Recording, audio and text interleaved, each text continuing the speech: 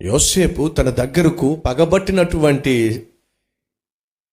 పగపట్టడమే కాకుండా యోసేపును బహుగా బాధ పెట్టినటువంటి వాళ్ళు 20 సంవత్సరాల తర్వాత ప్రత్యక్షమైనప్పుడు ఎలా వచ్చారో తెలుసా? అడుక్కోవడానికి వచ్చారండి. దూషించబడిన అవమానపరచబడినటువంటి వ్యక్తిని దేవుడు ఏం చేశాడో తెలుసా అండి? ఆహారం పంచేవాడిగా చేశాడండి.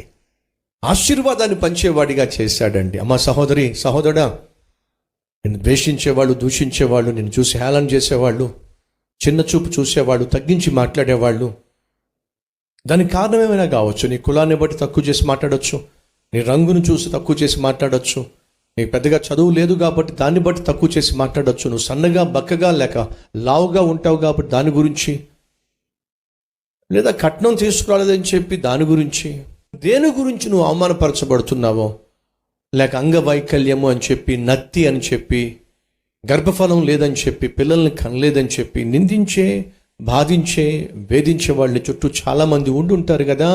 యోసేపు వలె నువ్వు దేవుని మీద ఆధారపడినట్లయితే దేవుడు ఏం చేస్తాడో తెలుసా? నిన్ను నిందించిన వారి ఎదుట, నిన్ను గాయపరిచిన వారి ఎదుట తల ఎత్తుకునే వానిగా చేస్తాడు, తల ఎత్తుకునే దానిగా చేస్తాడు, నిన్ను ఆశీర్వాదకారకునిగా మారుస్తాడు. నువ్వు చేయాల్సిందల్లా నీ జీవితాన్ని ఉన్న ఫలాన దేవునికి అప్పగించు.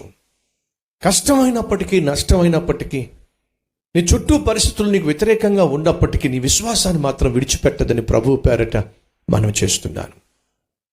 కొంచెం కాలం నువ్వు శ్రమ పడిన తర్వాత దేవుడు నీకు జవాబు ఇస్తానని చెప్పి వాగ్దానం చేశాడు. ఆ వాగ్దానాన్ని విశ్వసించాల్సిందిగా మనం చేస్తున్నాను.